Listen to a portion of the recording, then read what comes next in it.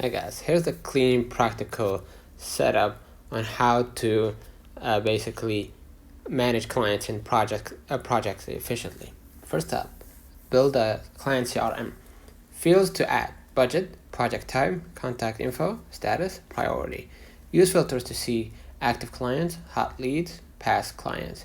Step 2, project dashboard. For every project, timeline, tasks, deliverables, communication log, revision notes. This keeps all client work centralized. Step 3, task system. Create a unified task list with priority tags, due dates, status, then filter tasks by client or project.